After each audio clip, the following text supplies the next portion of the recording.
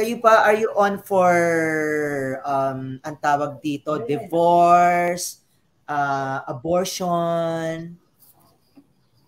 Nako. Are you for? Sinusuportahan ko ang divorce kasi halos pareho lang yan. Tanggap natin ang annulment dito, pero napaka-prohibitive niya sa gastos.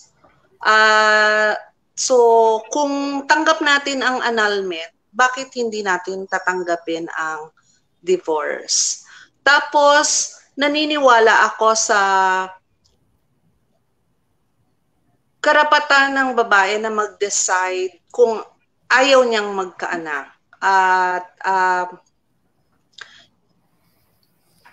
masakit sa dibdib yung usapin ng abortion. At ako, I wish hindi sana dumadating sa puntong yon. Sana prohibitive yung mga programa natin para hindi dumadating doon.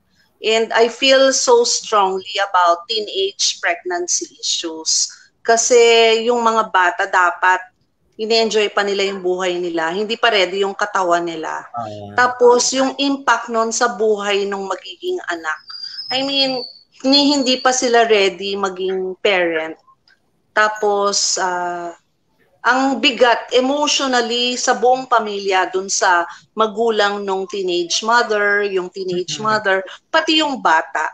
Tapos yung pang stigma na haharapin niya sa lahat.